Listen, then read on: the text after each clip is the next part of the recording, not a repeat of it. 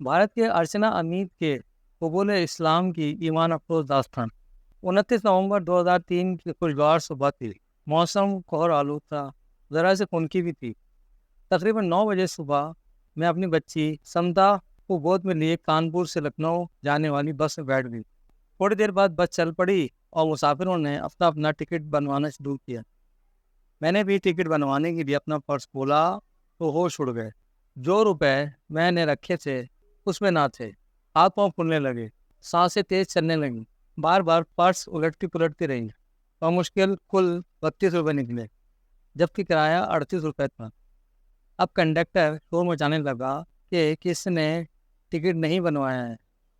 मैं डरी सहमी उठी और कंडक्टर को 32 रुपये थमा कर अपनी सीट पर बैठ गई और खिड़की से बाहर देखने लगी। कंडक्टर तेज तेज चीखने लगा कि पूरे पैसे लाओ। मैं बिल्कुल खामोश थी, कुछ बोला नहीं जा रहा था।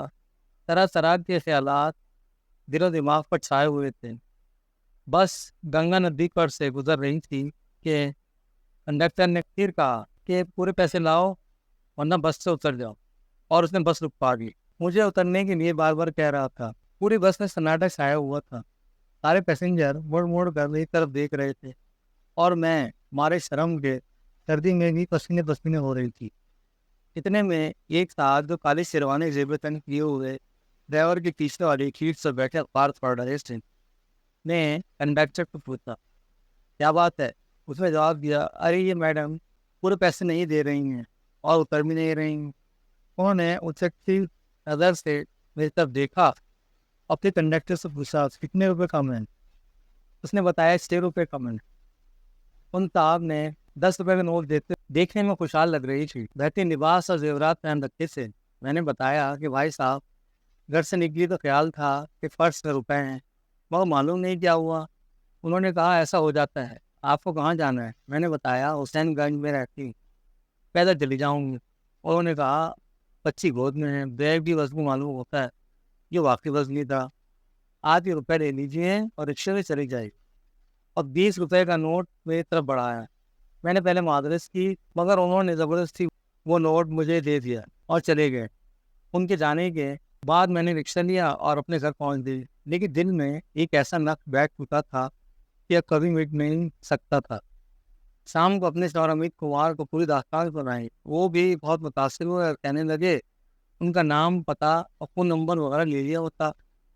मुझे भी बड़ा अफसोस हुआ कि यकीनन नाम पता मालूम कर लेना चाहिए था, मगर सही बात यह है कि उस वक्त मेरी अक्ल गुम थी। अब दिन रात बार बार यही सोचती और दिल चाहता कि काश ऐसे बड़े इंसान से मुलाकात हो। कई दिन गुजर गए। मैं और मेरे शौहर अक्सर तस्करा करते, उनको याद करते, रात चलते नजरें उन्हें तलाश करती। बहुत से ऐसे अफराद जब शेरवानी, टोपी और दाढ़ी में दिखाई देते तो अमीज कहते, इनमें से पहचानो, मगर वो कहाँ मिलते। तकरीबन 3 माह बाद एक रोज़ हम दोनों मार्केटिंग करते हुए कश्मीरी रोड अमीनाबाद से गुजर रहे थे कि अचानक मेरी नज़र एक साहब पर पड़ी जो कुर्ता पजामे में थे। देखते ही दिल ने कहा कि ये तो वही साहब हैं।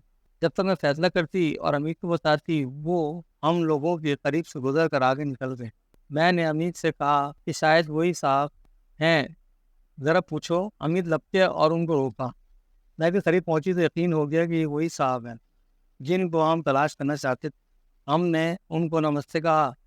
वो हैरत से हम लोगों को देख रहे थे। मैंने कहा, आपने मुझे पहचाना? उन्होंने कहा, माफ़ कीजिएगा, मैं तो नहीं पहचान सका। मुझे अंदर से तकलीफ सी महसूस हुई कि जिस शख्स की शक्ल सूरत गुज़िश्ता 3-4 माह से दिलो दिमाग में बसी हुई थी, वो मुझे पहचान नहीं रहा।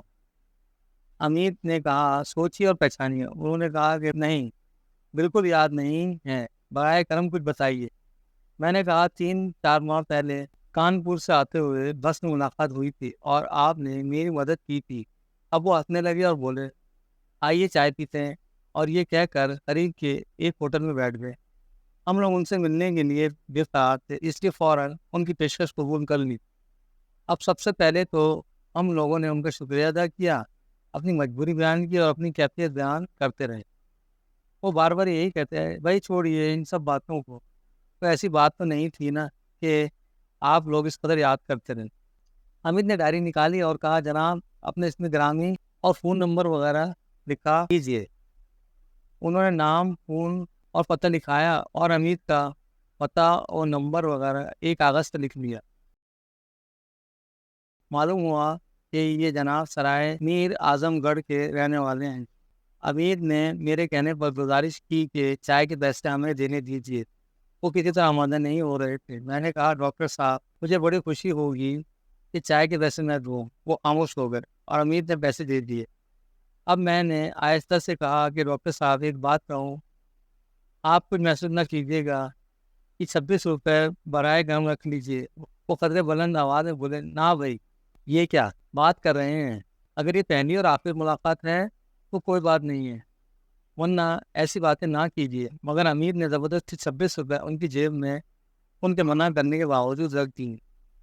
اب میں نے کہا ڈاکٹر صاحب کبھی میرے گھر تشریف لائیے۔ انہوں نے کہا ہرگز نہیں، میں کبھی نہیں آؤں گا۔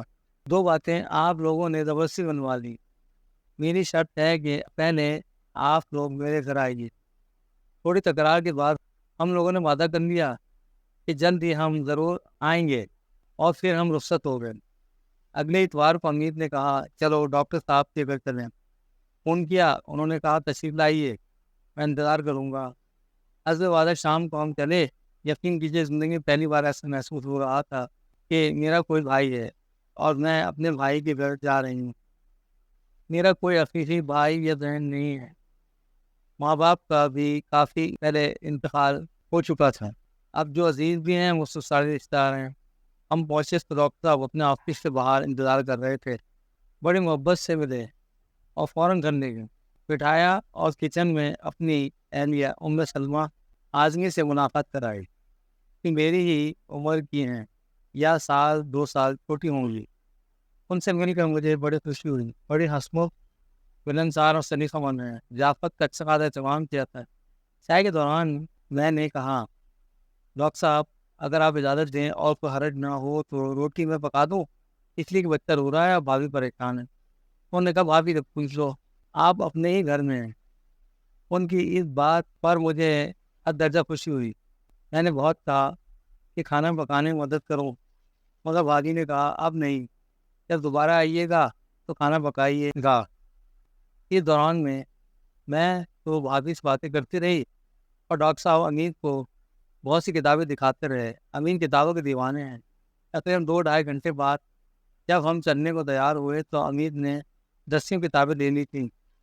چلتے ہوئے بھابھی نے ایک پیکٹ دیا اور کہا اسی گھر جا کر کھولیے گا۔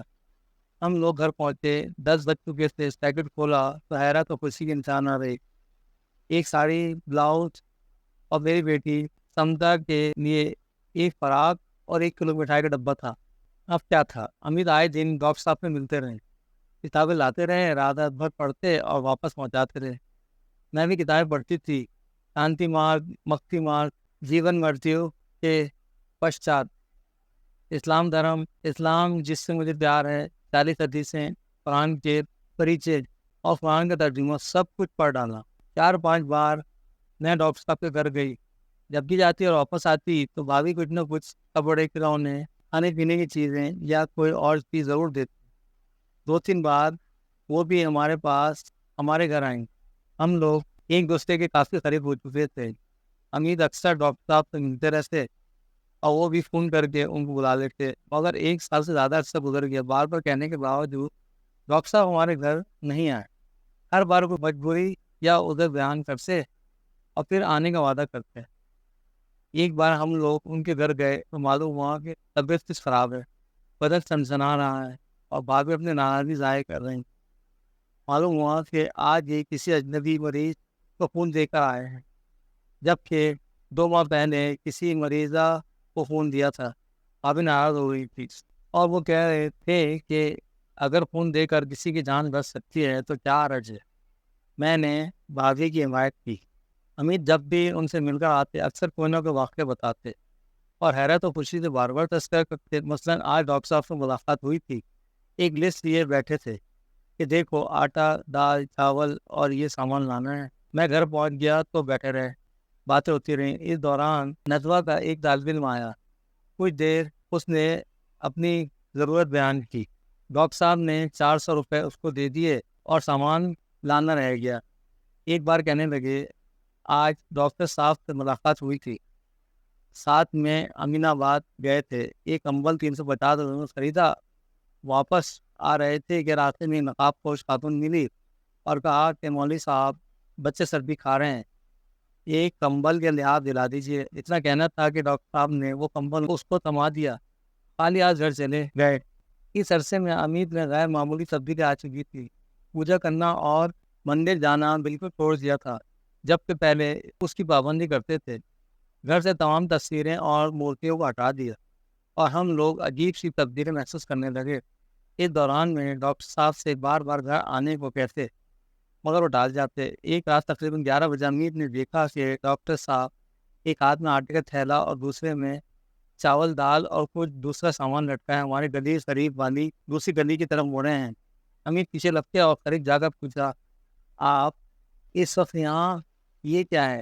پہلے تو انہوں نے ٹالنا چاہا مگر پھر بتایا کہ یہاں ایک بوڑھی خاتون رہتی ہیں، ان کا کوئی سہارا نہیں ہے، میں کبھی کبھار یہ سامان پہنچا دیتا ہوں۔ پھر امید کو ساتھ لے کر گئے، سامان دیا، کچھ روپے دیا اور واپس لوٹے۔ تو امید نے اصرار کیا کہ گھر چلیے، انہوں نے کہا کافی رات ہو گئی ہے، پھر آئیں گے، مگر امید زبردستی گھر لے آئے۔ اپنے گھر میں انہیں دیکھ کر مجھے بہت خوشی ہوئی، میں جلدی سے کھانے پینے کا انتظام کرنے لگی۔ انہوں نے کہا کہ ہم تو کھانا کھا چکے ہیں، چائے بنا لو بس، کھانا پھر کبھی کھائیں گے۔ بہرحال جو کچھ تھا پیش کیا اور باتیں ہونے لگی۔ بالآخر امید بولے، اب بہت دن ہو گئے، ہم لوگ کب تک اسی طرح رہیں گے؟ ڈاکٹر صاحب نے کہا، جلدی کیا ہے؟ ہم نے کہا، اگر اسی درمیان موت آ گئی تو؟ اب ڈاکٹر صاحب بالکل خاموش تھے۔ تقریباً 1 بجے امید ان کے گھر پہنچانے گئے۔ جب واپس آئے تو ہم لوگ رات بھر سو نہ سکے، اور ایمان، اسلام، جنت، دوزخ اور ڈاکٹر صاحب اور اس بوڑھی خاتون کی باتیں کرتے رہے۔ اسی دوران 3-4 ماہ گزر گئے، نماز کی کتاب سے اور بھابھی سے نماز پڑھنا سیکھ لی، ہم لوگ پابندی سے نماز پڑھنے لگے۔ اسی دوران میں امید کا ٹرانسفر ہو گیا، ہم لوگ لکھنؤ سے غازی آباد آ گئے۔ یہاں سے ہم لوگوں نے نئی زندگی کا آغاز کیا۔ میں ارچنا سے مومنہ، تبسم، امید، عبد الکریم اور سمدہ عظمیٰ ہو چکی ہیں۔ زندگی کا سفر جاری ہے۔ ڈاکٹر صاحب 2 سال سے عید کے موقع پر سب لوگوں کے لیے کپڑے اور عیدی بھیج رہے ہیں۔ ان کے ہمدرد محمد یونس بھائی تو اس سے تحائف دے کر آتے ہیں۔ 2 بار میں ابھی لکھنؤ جا چکی ہوں، ان کا گھر مجھے اپنا مہکا لگتا ہے، اور اسی انداز سے ہم جاتے اور آتے ہیں۔ اللہ تعالیٰ سے دعا کرتی ہوں کہ یہ رشتہ برقرار ہے، ہم سب لوگ آخرت میں کامیاب ہوں۔